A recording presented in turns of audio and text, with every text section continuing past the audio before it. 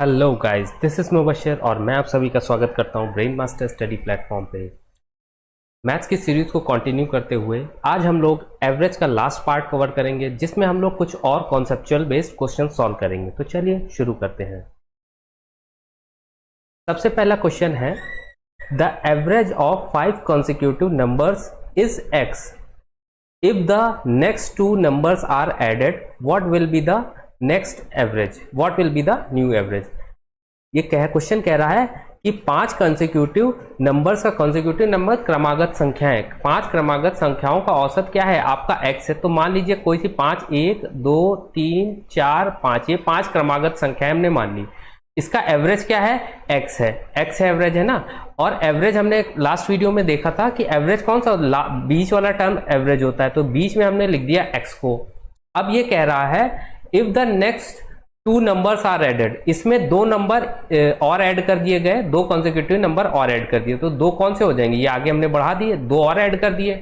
अब ये पूछ रहा है what will be the new average. अगर हमने 2 नंबर और ऐड कर दिए तो अब ये क्या, ये वाला नंबर क्या हो जाएगा, x+1। ये x है और इसके नेक्स्ट नंबर क्या होगा, x+1 होगा। उसके आगे कौन सा होगा, x+2 होगा।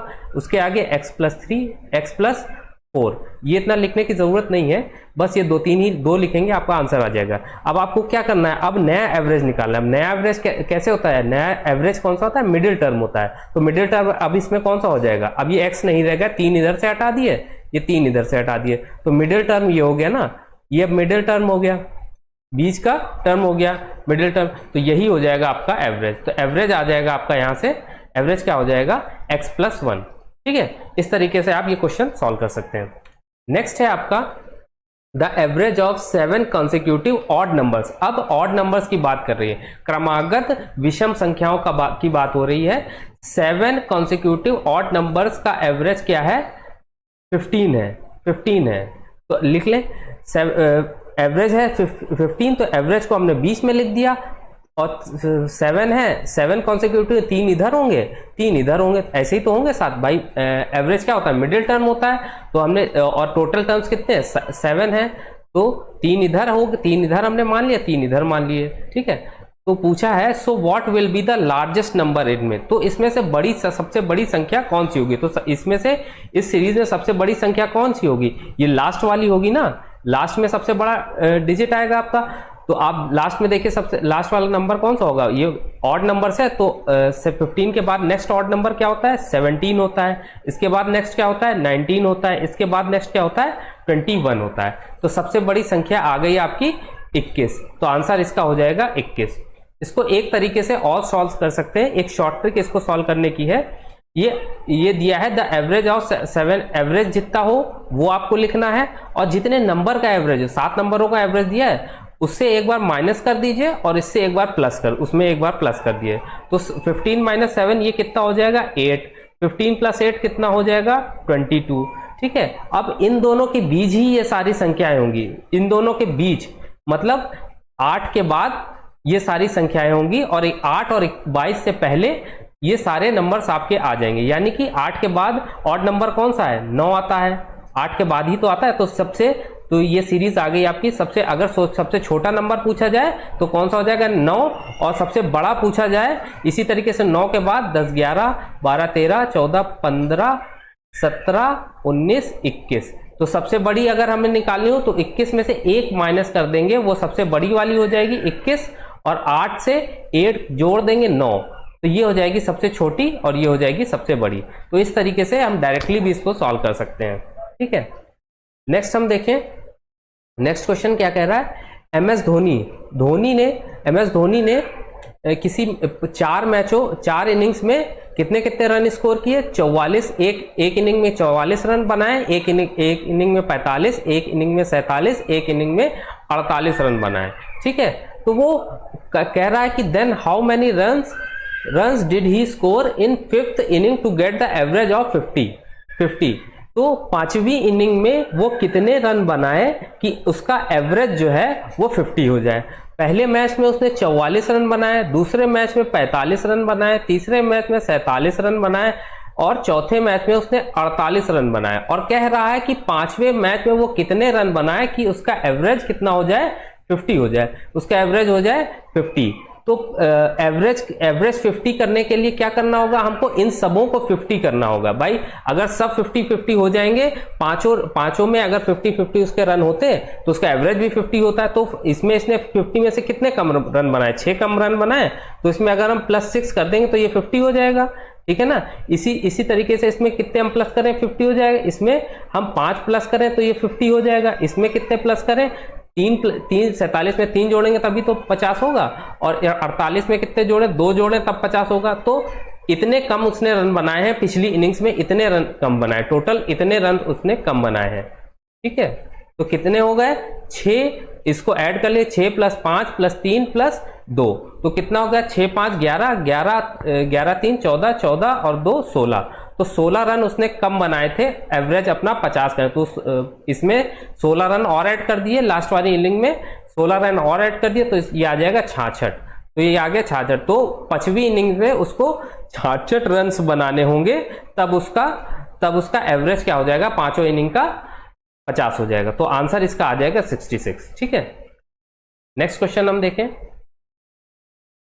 नेक्स्ट क्वेश्चन है the average of 16 number is 8। 16 number का एवरेज क्या है 8। If 2 is added to each number find the new average. 16 number दिए हुए इस तरीके से, कितने हैं 16 नंबर है, 16 नंबर्स हैं, ठीक है। उसका एवरेज दिया हुआ है कितना 2, एवरेज कितना है 2, और कहा गया है अब इन सभी नंबरों में 2 जोड़ दिया जाए, सारे 16 नंबर में 2 जोड़ दिया, 2 जो करके जोड़ देंगे तो नया एवरेज क्या हो जाएगा, नया एवरेज क्या हो जाएगा, सॉरी ये 2 नहीं है 8 है, ये एवरेज कितना है 8 है।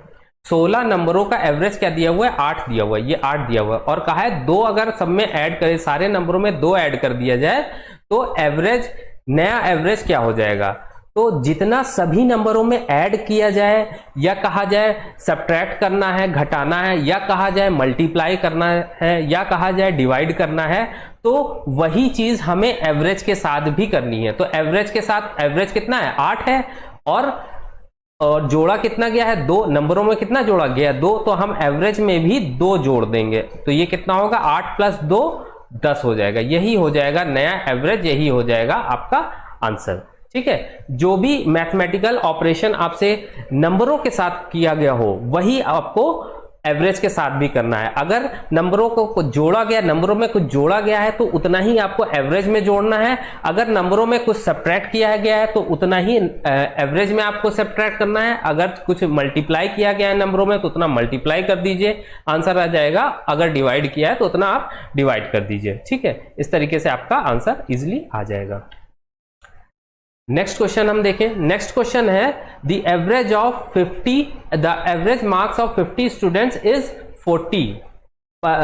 किसी क्लास में 50 बच्चे हैं, 50 बच्चे हैं, ये मान लीजिए क्लास 1 है, क्लास 1 है, इसमें 50 बच्चे हैं, इनका क्या है एवरेज मार्क्स कितना है 40। इसका एवरेज, ये स्टूडेंट्स है, नंबर ऑफ स्टूडेंट्स है, ये मार्क्स है, ये इधर मार्क्स है, एवरेज मार्क्स, ये एवरेज मार्क्स है, ठीक है।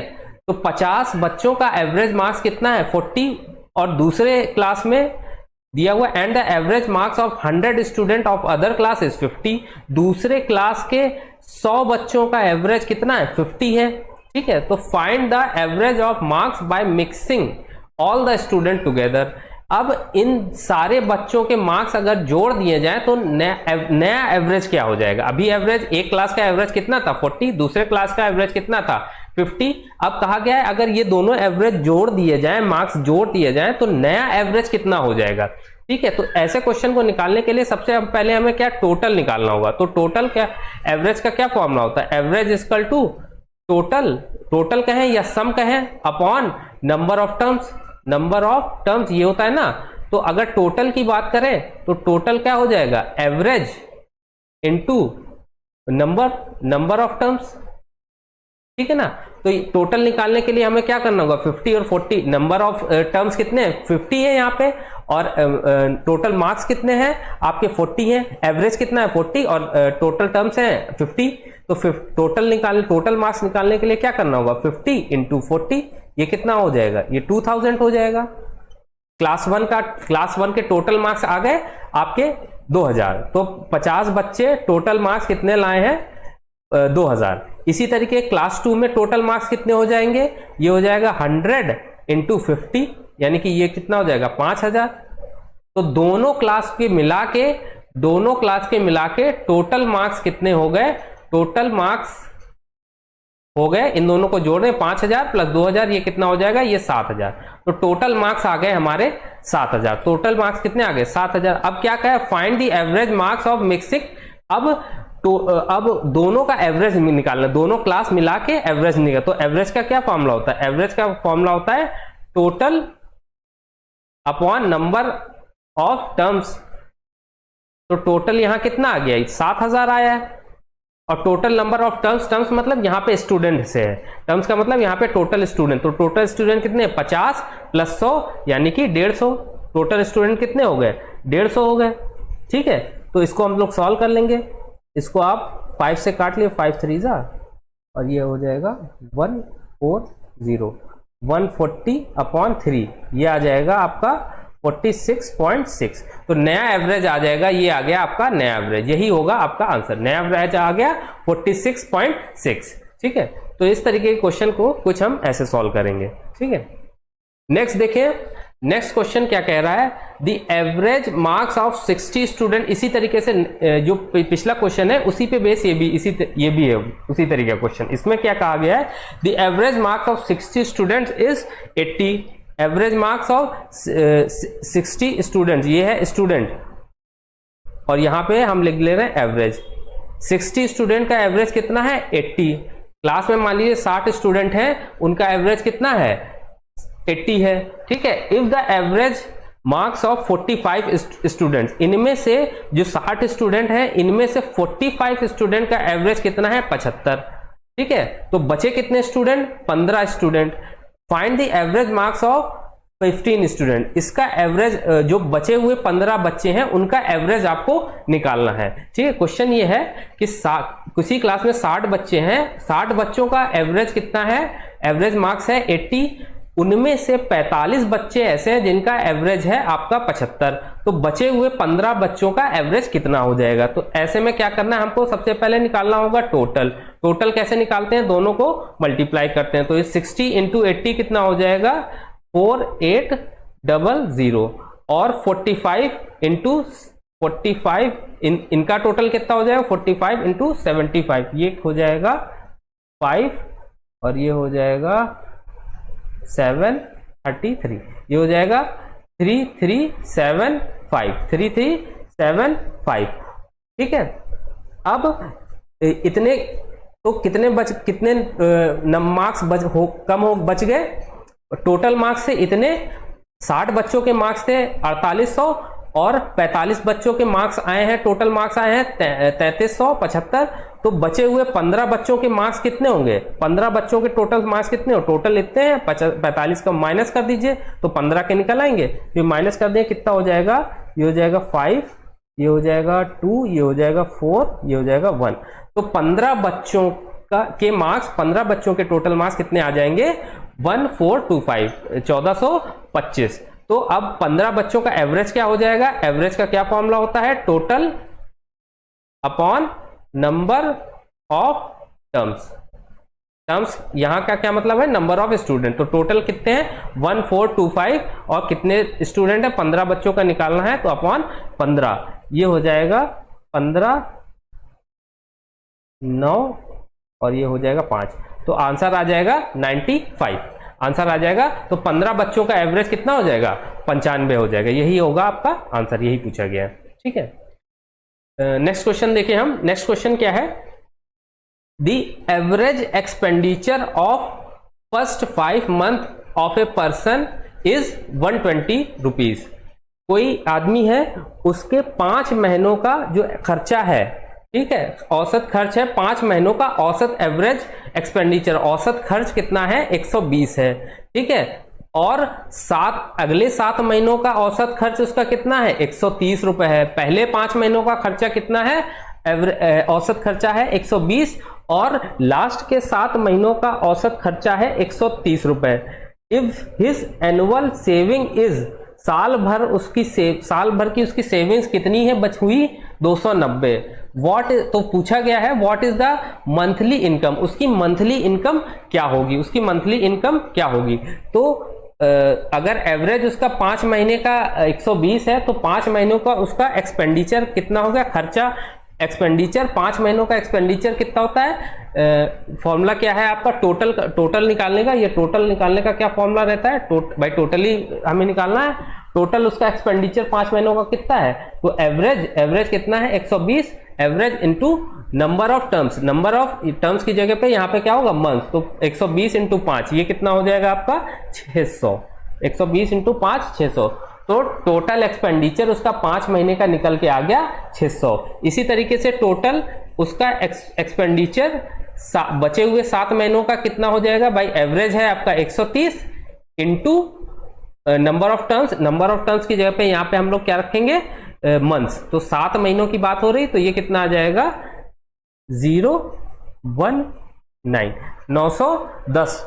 तो 910 रुपए शुरुआत के 5 महीनों में उसने खर्चा किए 600 रुपए और आखिरी के 7 महीनों में उसने खर्चा किए 910 रुपए, 910 रुपए और शुरुआत के 5 महीनों में 600। तो टोटल उसका खर्चा कितना हुआ, टोटल खर्चा कितना हुआ 12 महीने में, इसको जोड़ दिए 0,115।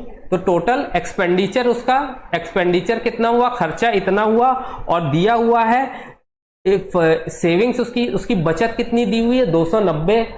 भाई किसी आदमी का खर्चे में अगर हम बचत जोड़ दें तो उसकी इनकम आ जाएगी। इनकम का क्या फॉर्मूला होता है, income equal to expenditure plus saving. जो उसकी इनकम होती है उसका क्या फॉर्मूला होता है, एक्सपेंडिचर जो उसका खर्च है प्लस उसकी सेविंग्स जो है, यही तो होती है। तो एक्सपेंडिचर निकल आया और सेविंग्स दी हुई है, सेविंग्स कितनी है 290। तो उसका आपका उसकी सैलरी सेविंग, उसकी सैलरी निकल आएगी ना, मंथली इनकम निकल आएगी, सॉरी सालाना इनकम निकलेगी। ये हो जाएगा 0 5 7 8 तो एनुअल इनकम उसकी निकल के आ गई। एनुअल इनकम हो गई उसकी 1800 रुपए, 1800 रुपए उसकी हो गई एनुअल इनकम। अब पूछा क्या, what is the average monthly income. तो एवरेज निकालना है, मंथली इनकम निकालना है। तो साल की इनकम कितनी है 1800 रुपए, तो मैं 1 महीने की कितनी हो जाएगी भाई, साल में 12 महीने होता है तो 12 से डिवाइड कर देंगे, ठीक है। तो ये हो जाएगा 12 एकम 12 5 0। तो एवरेज कितना हो गया उसका 150 रुपीज। तो 150 रुपीज उसकी मंथली इनकम हो जाएगी, ठीक है। तो ये थे एवरेज से रिलेटेड कुछ क्वेश्चंस। दोस्तों आई होप एवरेज का टॉपिक आपको समझ में आया होगा। आप यही क्वेश्चन आप प्रैक्टिस करिए और इस वीडियो का पीडीएफ आपको डिस्क्रिप्शन में मिल जाएगा। वीडियो अच्छी लगी हो तो वीडियो को लाइक करें, शेयर करें, चैनल को सब्सक्राइब करें। मिलते हैं नेक्स्ट वीडियो में, तब तक के लिए take care and good bye.